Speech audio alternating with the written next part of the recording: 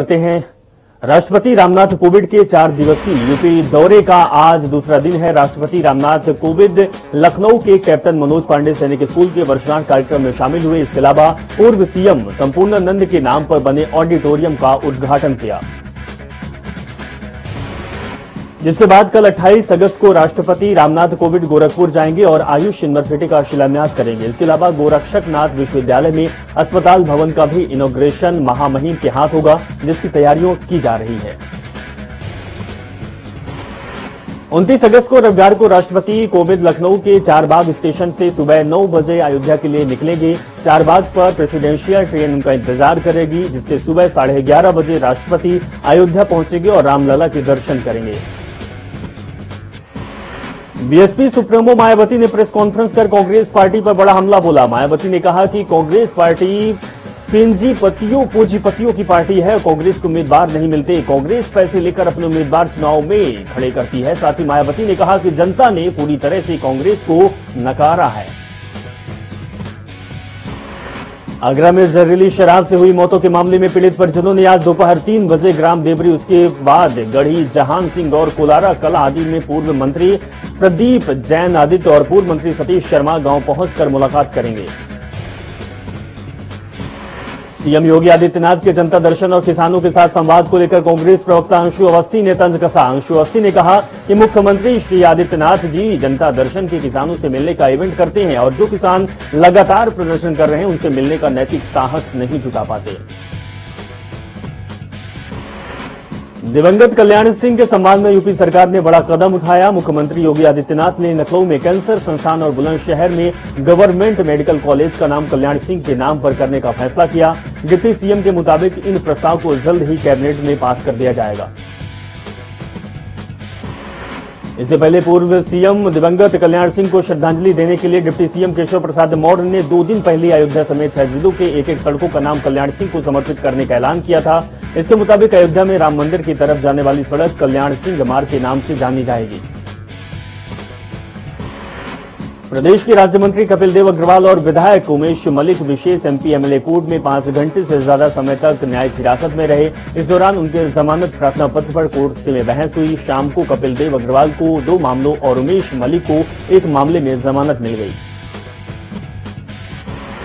कपिल देव अग्रवाल पर मामले में आरोप तय भी किए गए। वहीं एमपी एमएलए कोर्ट में सुबह करीब 11 बजे राज्य मंत्री कपिल अग्रवाल, विधायक उमेश मलिक ने अपने साथ मुकदमों में आरोपी पूर्व विधायक अशोक कंसल, भाजपा जिलाध्यक्ष विजय शुक्ला समेत अन्य लोगों के साथ पहुंचकर सरेंडर किया। सीएम योगी आदित्यनाथ बुधवार को राज्यपाल आनंदीबेन पटेल से भेंट कर अब मंत्रिमंडल विस्तार की तैयारी होने लगी है। राष्ट्रपति रामनाथ कोविंद को 29 अगस्त को प्रदेश का दौरा संपन्न होने के बाद 4 मनोनीत विधान परिषद सदस्यों के नाम की सूची जारी होने के साथ ही मंत्रिमंडल विस्तार की तारीख भी तय हो जाएगी। योगी आदित्यनाथ मंत्रिमंडल में सभी 7 मंत्रियों को जगह खाली है। बीती 19 अगस्त को नई दिल्ली में भाजपा हाईकमान की बैठक के बाद मंत्रिमंडल विस्तार और मनोनीत विधान परिषद सदस्यों के नाम पर मुहर लग गई। भाजपा शीर्ष नेतृत्व और मुख्यमंत्री योगी आदित्यनाथ के बीच इसी को लेकर पिछले हफ्ते बैठक हो चुकी है। शामली में गुरुवार को गठवाला खाप की लिसाड़ गांव में हुई पंचायत में भारतीय किसान यूनियन मोर्चा के अध्यक्ष और बालियान खाप के चौधरी नरेश टिकैत भी पहुंचे। इस दौरान नरेश टिकैत ने पंचायत को संबोधित किया। नरेश टिकैत ने कहा कि उन्होंने भाजपा के विरोध की बात कही थी, वे पूरे कागज पर साइन करने को तैयार हैं। गठवाला खाप के चौधरी जी को लिखना चाहे लिख सकते हैं, मनमुटाव दूर कर महापंचायत में शामिल हो। तो वही खाप पंचायत में चौधरी गजेंद्र सिंह ने कहा कि नरेश टिकैत साफ करें कि 5 सितंबर को मुजफ्फरनगर में होने वाली किसान महापंचायत है या फिर टिकैत महापंचायत। प्रदेश सरकार सुल्तानपुर जिले का नाम भगवान श्री राम के ज्येष्ठ पुत्र कुश के नाम पर कुश भवनपुर करने की तैयारी में है। सूत्रों को मिली जानकारी के मुताबिक परिषद ने अपनी संतुष्टि शासन को भेज दी है और अब इस अंतिम निर्णय में मुख्यमंत्री योगी आदित्यनाथ की अध्यक्षता वाली कैबिनेट की मुहर लगेगी। राम मंदिर निर्माण समिति के अध्यक्ष नृपेंद्र मिश्रा अयोध्या पहुंचे। राष्ट्रपति के दौरे में पहले निर्माण समिति की बैठक बुलाई गई। राम जन्मभूमि तीर्थ क्षेत्र ट्रस्ट के कोषाध्यक्ष गोविंद देव गिरी भी रामनगरी पहुंचे थे। संभावना है कि इस बैठक में महामहिम के दौरे को लेकर चर्चा हो सकती है। उत्तर प्रदेश में एक बार फिर नाइट कर्फ्यू सख्त होगा। केरल और महाराष्ट्र में अचानक कोरोना केस बढ़ने से उत्तर प्रदेश की योगी सरकार अलर्ट मोड पर आ गई। गुरुवार को टीम 9 की बैठक में सीएम योगी ने कहा कि हर हाल में दुकानें और बाजार अपने समय पर बंद हो जाए, कोविड प्रोटोकॉल का पालन जरूर किया जाए। पुलिस टीम समय से पहले चेतावनी जारी करने के लिए बाजारों में हूटर बजाते हुए निकले ताकि दुकान 10 बजे तक बंद हो जाए। साथ ही यूपी सरकार ने जिन राज्यों में साप्ताहिक संक्रमण दर 3% तक है, वहां आने वाले लोगों की RT-PCR रिपोर्ट अनिवार्य कर दी है। इसके अलावा अगर वैक्सीन की दोनों डोज का प्रमाण पत्र है तो जांच रिपोर्ट की जरूरत नहीं होगी। समाजवादी पार्टी के राष्ट्रीय अध्यक्ष अखिलेश यादव के निर्देश पर 29 अगस्त को मेजर ध्यानचंद की जयंती पर समाजवादी पार्टी पूरे प्रदेश में खिलाड़ी घेरा कार्यक्रम करेगी। सपा प्रवक्ता ने राजेंद्र चौधरी ने बताया कि खिलाड़ी घेरा का मूल संदेश और उद्देश्य खिलाड़ियों की आवाज को उठाना होगा। अखिलेश यादव ने खिलाड़ियों से अपील की है कि प्रदेश में सभी खेलों से जुड़े स्थानीय, मंडलीय, राज्य और राष्ट्रीय व अंतर्राष्ट्रीय स्तर के खिलाड़ी अपनी अपनी समस्याओं और मांगों को लेकर खिलाड़ी घेरा बनाकर चर्चा करेंगे। झांसी में मेजर ध्यानचंद स्टेडियम में खिलाड़ी घेरा कार्यक्रम में समाजवादी स्पोर्ट्स विंग के प्रभारी हसनुद्दीन सिद्दीकी भी हिस्सा लेंगे।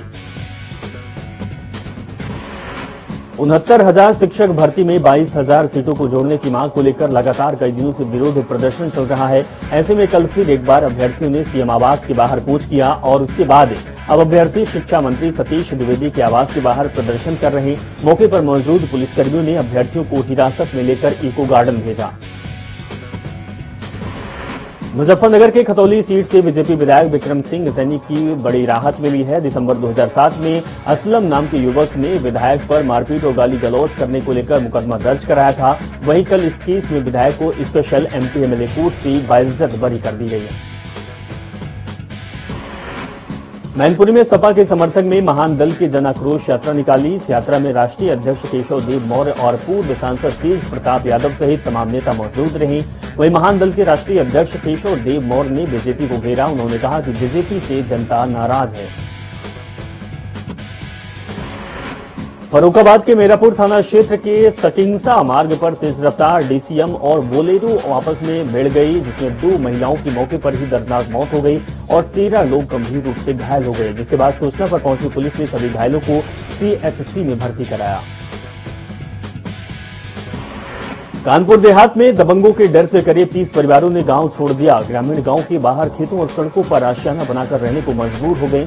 वहीं ग्रामीणों के साथ हुई मारपीट से गांव में दहशत का माहौल बना हुआ है। दबंगों की दबंगई के चलते सभी डर के साए में जी रहे हैं। बुलंदशहर के कस्बा सिकंदराबाद होली मेला रोड स्थित निजी अस्पताल में पत्नी का इलाज कर रहे युवक पर जानलेवा हमला कर दिया गया। पीड़ित युवक जब अपनी गाड़ी पर पहुंचा तब घात लगाए अज्ञात युवकों ने डंडों से उस पर हमला कर दिया और गाड़ी की भी तोड़फोड़ कर दी। वहीं पूरी घटना CCTV में कैद हो गई, जिसके आधार पर पुलिस युवकों की तलाश कर रही है। ललितपुर के झारकोन ग्राम में प्रधान के भ्रष्टाचार की जांच की मांग को लेकर करीब 50 महिलाएं जिलाधिकारी कार्यालय पहुंची और पूर्व प्रधान के खिलाफ तत्काल कार्रवाई की मांग की। आरोप है कि जिलाधिकारी ने जांच की भी, लेकिन तमाम विकास कार्यों में अनियमितताएं उजागर हुई और कोई कार्रवाई नहीं हो पाई।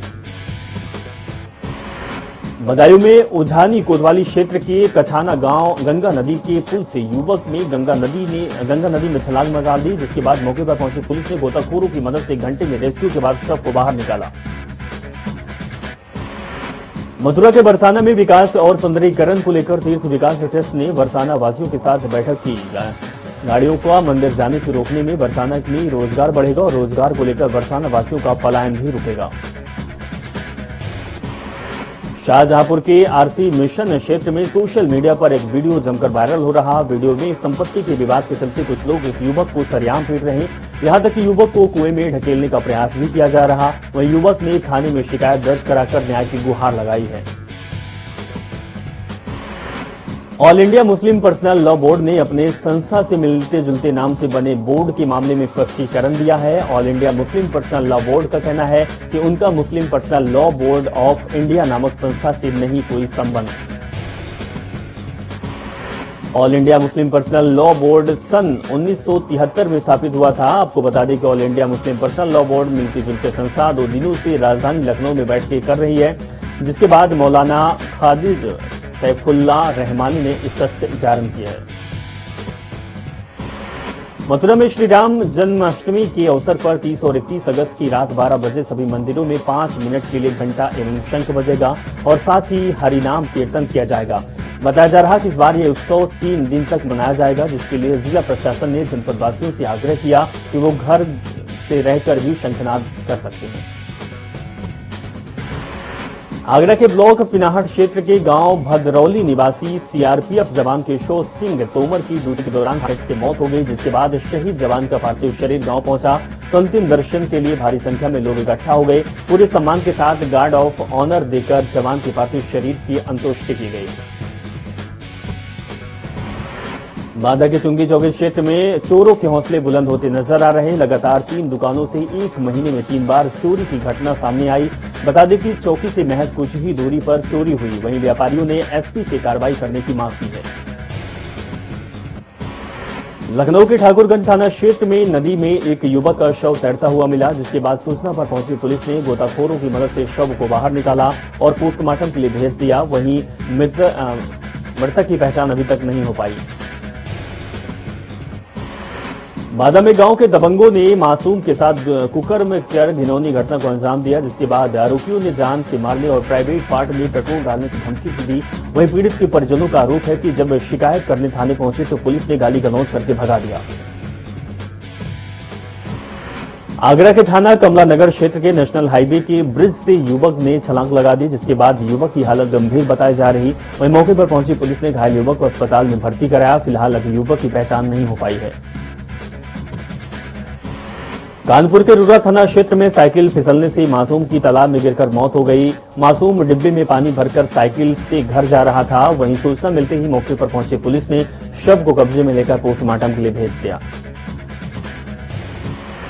झांसी के प्रेमनगर थाना क्षेत्र में एक युवती का शव मिलने से हड़कंप मचा हुआ है, जिसके बाद सूचना पर पहुंची पुलिस ने युवती का शव बरामद कर लिया। युवती का गला घोंटकर उसकी हत्या की आशंका जताई जा रही है। फिलहाल पुलिस शव को कब्जे में लेकर पूरी जानकारी कर रही है। एटा में शहर के सभी मुख्य चौराहे पर ट्रैफिक पुलिस की ओर से ध्वनि प्रदूषण करने वाले वाहनों को रोककर चेकिंग की जा रही। साथ ही यातायात के नियमों का उल्लंघन करने वाले करीब 41 वाहनों से 35,000 रुपए का जुर्माना वसूला गया। बरेली के सुभाष नगर थाना क्षेत्र में एम्बुलेंस ड्राइवर की दबंगों ने जमकर पिटाई कर दी। रेलवे फाटक बंद होने से गाड़ी निकलने को लेकर विवाद हुआ। बता दें कि पुलिस के आने के बाद भी मारपीट होती रही, जिसके बाद मारपीट का वीडियो सोशल मीडिया पर वायरल हो गया। कानपुर के बेकनगंज थाना क्षेत्र में जर्जर मकान के छत गिर गए, जिससे कि मलबे में दबने से 4 लोग गंभीर रूप से घायल हो गए। राहत और बचाव कार्य में लगे लोग भी घायल हुए। वहीं इलाज के दौरान 2 लोगों की मौत हो गई। कुशीनगर के रामकोला थाना क्षेत्र में स्वाट टीम और आबकारी विभाग ने पुलिस के साथ मिलकर मदरसा से नकली शराब बनाने वाले गिरोह का भंडाफोड़ किया, जिसमें करीब 120 लीटर स्प्रिट और देशी शराब के साथ शराब पैकिंग करने की सामग्री भी पुलिस ने जब्त की। लखनऊ के थाना पारा क्षेत्र में ऑक्सीजन हॉस्पिटल के डॉक्टरों की लापरवाही से 42 साल के युवक की मौत हो गई। अस्पताल प्रशासन जानबूझकर अनजान बनता रहा, जिससे बौखलाए पीड़ित के परिजनों ने मोहान रोड पर बैठकर रोड जाम कर दिया। मऊ में अवैध हथियार बनाने की फैक्ट्री का भंडाफोड़ हुआ, जिसमें लगभग 50 निर्मित पिस्टल और लगभग 450 अर्धनिर्मित पिस्टल बरामद किया गया। साथ ही हथियार बनाने में उपयोग होने वाले कई सामान को भी पुलिस ने बरामद किया है।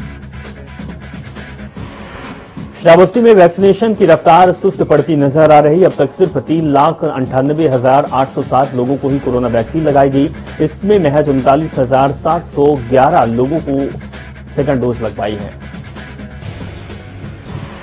रायबरेली के ऊंचा हार कोतवाली क्षेत्र में एक युवक खेत पर मवेशियों को भगाने गया था, तभी अचानक ट्रेन की चपेट में आने से उसकी दर्दनाक मौत हो गई। सूचना मिलते ही मौके पर पहुंची पुलिस ने शव को कब्जे में लेकर पोस्टमार्टम के लिए भेज दिया। प्रतापगढ़ के कुंडा कोतवाली क्षेत्र में नशेड़ी पैसा मांगने पर इंकार करने वाले दुकानदार को जमकर पीटा। वहीं पीड़ित दुकानदार ने कोतवाली में शिकायत दर्ज कराते हुए नशेड़ी का मेडिकल कराने की मांग की है। मथुरा के कोतवाली क्षेत्र में जादौन धर्मशाला में अज्ञात कारणों के बुलंदशहर की मुलावती निवासी 30 साल की महिला ने धर्मशाला के कमरे में फांसी लगाकर आत्महत्या कर ली। वहीं पूरी घटना की खबर चौकी इंचार्ज को दी गई, जिसके बाद पुलिस जांच में जुटी। हरदोई के सांडी थाना इलाके में एक प्रधान का मांगलिक कार्यक्रम में फायरिंग किए जाने का वीडियो सोशल मीडिया पर जमकर वायरल हो रहा, जिसमें कई राउंड फायरिंग की गई। वहीं पुलिस अधीक्षक अनिल कुमार यादव ने बताया कि पूरे मामले में कार्रवाई के निर्देश दिए गए हैं। फतेहपुर के खागा कोतवाली क्षेत्र में संदिग्ध परिस्थितियों में युवक ने घर के अंदर फांसी लगाकर आत्महत्या कर ली, जिसके बाद सूचना मिलते ही मौके पर पहुंची पुलिस ने शव को पोस्टमार्टम के लिए भेजते हुए मामले की जांच में जुटी। बांदा के पैलानी थाना क्षेत्र में आपसी रंजिश के चलते युवक को गांव के ही दबंगों ने अपहरण करने का प्रयास किया और युवक को खूब पीटा। वहीं परिजनों के शोर मचाने पर आरोपी युवक को अधमरी हालत में छोड़कर भाग गए, जिसके बाद युवक को इलाज के लिए जिला अस्पताल में भर्ती किया गया। गोंडा में बीजेपी विधायक को जनता ने खुली चेतावनी दी। लोगों का कहना है कि यदि सड़क नहीं बनाई गई तो वह 2022 में मतदान का बहिष्कार करेंगे। वे किसी भी पार्टी को वोट नहीं देंगे। साथ ही गांव के लोग बीजेपी सदर विधायक के खिलाफ जमकर नारेबाजी की। जहरीली शराब का कहर रुक नहीं रहा। उत्तर प्रदेश के कई जिलों में शराब ने जानलेवा कहर बरपाया है। शराबस्ती के गांव कगंधू में कच्ची शराब पीने से एक युवक की मौत हो गई और कई लोगों की हालत गंभीर बनी हुई है। इलाज के दौरान एक युवक की और मौत हो गई। यूपी के आईएएस अखिलेश मिश्रा सब्जी बेच रहे हैं। आईएएस की सब्जी बेचने की ये फोटो उनकी फेसबुक वॉल पर शेयर की गई। फेसबुक पर तस्वीर अपलोड होती ही सोशल मीडिया पर वायरल हो गई। बता दें कि आईएएस अखिलेश मिश्रा ट्रांसपोर्ट में स्पेशल सेक्रेटरी हैं और जो आजकल साइड पोस्टिंग में चल रहे हैं। मऊ जिले में गोरखपुर एसटीएफ और मऊ पुलिस को बड़ी कामयाबी हाथ लगी। दोनों की संयुक्त टीम ने मिलकर 2 घर के अंदर चल रहे तहखाने में असलाहा फैक्ट्री का भंडाफोड़ किया। इस फैक्ट्री के अंदर से बड़ी संख्या में पुलिस ने अधबने असलाहा और असलाहा बनाने की मशीन को बरामद किया है। सिद्धार्थनगर में लगातार बारिश और बाढ़ ने तबाही मचा रखी। बाढ़ के कारण लोगों का जनजीवन अस्त व्यस्त हो गया। पोल्ट्री फार्म में पानी घुसने से 300 मुर्गियों की मौत हो गई है। गांव में पानी घुसने से लोगों को कई परेशानियों का सामना करना पड़ रहा, लेकिन अधिकारी इस ओर ध्यान नहीं दे रहे। बताया जा रहा कि डुमरियागंज तहसील में लगभग 50 गांव बाढ़ की जद में हैं।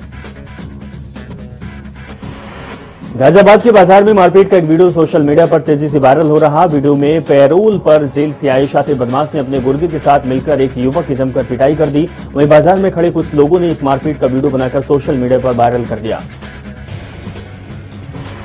वायरल वीडियो देखकर पुलिस प्रशासन हरकत में आया और तहरीर के आधार पर तलाश जुट गई। बता दें कि ताहिर एक शातिर किस्म का अपराधी है जिस पर गाजियाबाद और नोएडा में कई संगीन धाराओं में मुकदमे दर्ज हैं।